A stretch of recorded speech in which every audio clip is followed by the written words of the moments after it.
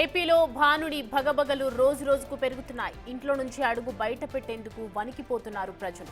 ముందు ముందు పరిస్థితులు మరింత దారుణంగా మారే అవకాశం ఉందని చెబుతున్నారు వాతావరణ శాఖ అధికారులు. నేడు రాష్ట్ర వ్యాప్తంగా 38 మండలాల్లో తీవ్ర వడగాలులు వీచే అవకాశం ఉందని ఏపీ విపత్తుల నిర్వహణ సంస్థ హెచ్చరికలు జారీ చేసింది. ముఖ్యంగా శ్రీకాకుళం జిల్లా, విజయనగరం, పార్వతీపురం, ఏలూరు, తూర్పుగోదావరి జిల్లాలో అధికంగా వడగాలులు వీచే అవకాశం ఉందని హెచ్చరించారు. భానుడి దెబ్బకి నిన్న ఏపీలో 4 మండలాల్లో తీవ్ర వడగాలులు ప్రభావం చూపగా 23 మండలాల్లో వడగాలులు వీచాయి.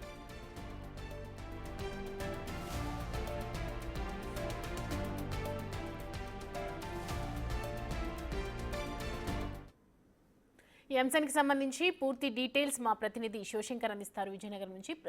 శివశంకర్, ప్రజెంట్ టెంపరేచర్ ఏ విధంగా ఉంది? ప్రజలు ఏం చెప్తున్నారు వడగాలులకు సంబంధించి? సౌమ్య, ప్రతిరోజు కూడా సుమారు 38 నుంచి 40 డిగ్రీల మధ్యలో అయితే ప్రస్తుతానికైతే అటు ముఖ్యంగా ఉత్తరాంధ్ర అంతా కూడా ఇదే టెంపరేచర్ నడుస్తుందని చెప్పుకోవచ్చు. ఈ రోజు మనం చూసుకున్నట్లయితే శ్రీకాకుళంలో సుమారు 8 మండలాల్లో, అదేవిధంగా విజయనగరం జిల్లాలో 9 మండలాల్లో, పార్వతీపురం మన్యం జిల్లాలో 10 మండలాల్లో, అల్లూరు సీతారామరాజు జిల్లాలో 2 మండలాల్లో అయితే తీవ్రంగా అయితే టెంపరేచర్ ఉందని చెప్పుకోవచ్చు. ఇక్కడ వడగాల్పులు కూడా పెద్ద స్థాయిలో వీస్తున్నాయని చెప్పుకోవచ్చు. అంటే ప్రధానంగా మనకు ఆలోచించాల్సిన విషయం ఏంటంటే, అంటే సిటీలను పక్కన పెడితే పూర్తిగా మన్యం ఆవహించేటువంటి ప్రాంతం ఇది. ఉత్తరాంధ్ర అంతా కూడా గిరిశిఖర ప్రాంతాలు ఎక్కువగా ఉన్నాయి, ఏజెన్సీ ప్రాంతం ఎక్కువగా ఉంది. ఇలాంటి ప్రాంతాల్లో కొంత చల్లగా ఉండాల్సినటువంటి ప్రాంతాల్లో కూడా ఎండలు తీవ్రత చాలా అధికంగా ఉందని చెప్పుకోవచ్చు. ప్రజలు బయటికి రావాలంటేనే కూడా చాలా భయపడుతున్నటువంటి పరిస్థితి. ఒక బయటికి వచ్చి 2 నిమిషాలు అటు ఎండలో వెళ్తేనే పూర్తిగా చెమటలు పట్టేస్తున్నటువంటి పరిస్థితి, బాడీ అంతా కూడా డీహైడ్రేషన్ గురవుతున్నటువంటి పరిస్థితి అయితే ప్రస్తుతం మనకు ఉందని చెప్పుకోవచ్చు.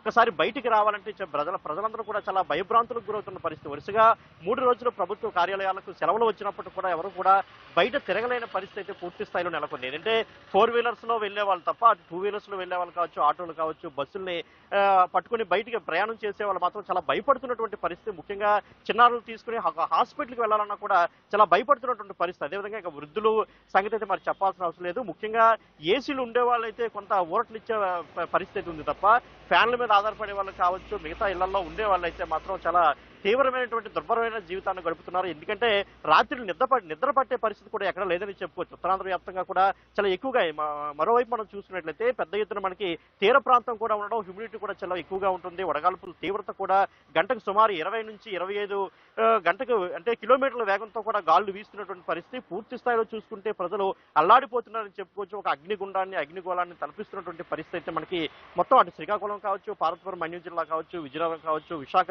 అంటే ఈ ప్రాంతాలన్నింటిలో కూడా చాలా అధికంగా ఉష్ణోగ్రతలు నమోదవుతున్నాయని చెప్పుకోవచ్చు. ఎందుకంటే రీసెంట్ గా మనకు విజయనగరం జిల్లాలో చూసుకున్నట్లయితే గుర్ల అంటే చీపురుపల్లి నియోజకవర్గం గుర్రలో కూడా 42 డిగ్రీలకు అప్పుడే ఉష్ణోగ్రత వెళ్ళిందంటే ఒక ఎండల తీవ్రతను ఒకసారి మనం అర్థం చేసుకోవచ్చు. ఇంకా అటు ఏప్రిల్, మే నెలలో కూడా ఇంకా మిగిలి ఉన్నాయి. మరి అప్పుడు ఇంకా 45 డిగ్రీలు, 50 డిగ్రీలు కూడా వెళ్ళే అవకాశం ఉందని ప్రజలు ఇప్పటి నుంచే చాలా అంటే ఒకసారి ఊహించుకుని కూడా భయపడుతున్నటువంటి పరిస్థితి. మరొకటి మనం చూసుకుంటే బయటకు వెళ్ళాలంటే ఖచ్చితంగా పొడుగు వేసుకుని వెళ్ళాలి, అదేవిధంగా ఏదైనా క్లాత్ చుట్టుకుని వెళ్ళాలని కూడా ఇప్పటికే చెప్తున్నటువంటి పరిస్థితులు కనిపిస్తున్నాయి. అటు వాతావరణ శాఖ కూడా ఎప్పటికప్పుడు హెచ్చరికలు చేస్తున్నప్పటికీ కూడా, ఎందుకంటే వెనుకబడిన ప్రాంతం కావడం, నిత్యం ఉపాధి ఏదో ఒక పని చేసుకుంటే గానీ బ్రతికే పరిస్థితి లేదు కాబట్టి చాలా మంది బయటికి వెళ్లే పరిస్థితులు ఉంటాయి. అదేవిధంగా ముఖ్యంగా మనకి ఎంఎన్ఆర్ఈజెస్ పనులు కూడా ఎక్కువగా జరుగుతున్న పరిస్థితి. ప్రభుత్వ అధికారులు కూడా కొంత చర్యలు తీసుకుని ప్రజలకు కూడా కొంత అప్రమత్తం చేయాల్సిన అవసరం ఉంది. అదేవిధంగా ఇప్పటికీ చలివేంద్రాలు కావచ్చు, మజ్జిగ చలివేంద్రాలు కాబట్టి పెద్దగా ఇంకా రాలేదని చెప్పుకోవచ్చు. ప్రభుత్వం కూడా ఇనిషియేషన్ తీసుకుని ఎక్కడికక్కడ చలివేంద్రాలు కావచ్చు ప్రజలకు కొంత నీడని, అంటే ఆర్టిఫిషియల్ గా అయినా కొంత నీడని కల్పించే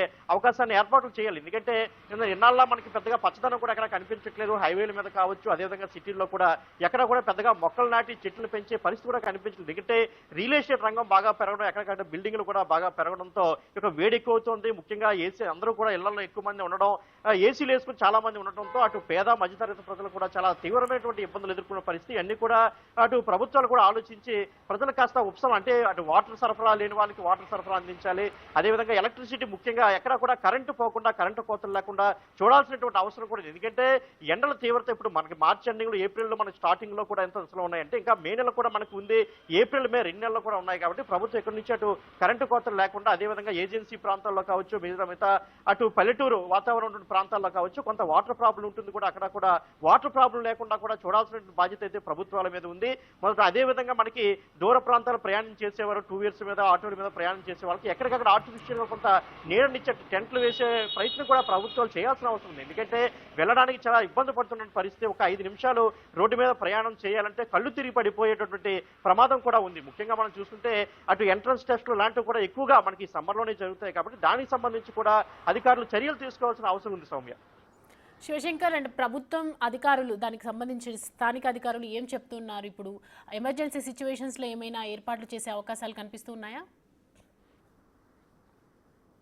ప్రస్తుతానికైతే ఎటువంటి ఏర్పాట్లు కానీ చర్యలు కూడా లేవని చెప్పుకోవచ్చు ప్రభుత్వం నుంచి. అంటే ఇంకా అటు అంటే ఏప్రిల్ స్టార్టింగ్ కాబట్టి ముఖ్యంగా మే నెలలో ఎక్కువగా తీసుకునే అవకాశం ఉంది. ఎందుకంటే గతంలో కూడా ప్రభుత్వాలు ఎప్పుడు కూడా మే నెలలో కొంత అటు మజ్జిగ చలివేంద్రాలు కాబట్టి పోలీస్ డిపార్ట్మెంట్ మిగతా అటు కలెక్టరేట్ ప్రాంతాల్లో కొంత ఏర్పాటు చేస్తారు కానీ అదైతే సరిపోదని చెప్పుకోవచ్చు. ఎందుకంటే ఒక విజయనగరం అనేది చాలా పెద్ద సిటీగా మనకి ఇటు విజయనగరం జిల్లా చెప్తే ఇదే పెద్ద సిటీ. అదేవిధంగా మిగతా ప్రాంతం శ్రీకాకుళం కావచ్చు, పార్వతీపురం మధ్య కొంత వెనకబడిన ప్రాంతాలు కాబట్టి ప్రజలకి అంటే కొంత అవేర్నెస్ తక్కువగా ఉంటుంది కాబట్టి అటు ప్రభుత్వ అధికారులే కొంత అవేర్నెస్ తీసుకురావాల్సిన అవసరం ఉంది. అదేవిధంగా ప్రజాప్రతినిధులు కూడా ముందుకు వచ్చి ఇటువంటి హెల్పింగ్ నేచర్ లో ముందుకు రావాలని కూడా మనం కోరుకోవాలి Soumya. Right Shivashankar, thanks for the updates.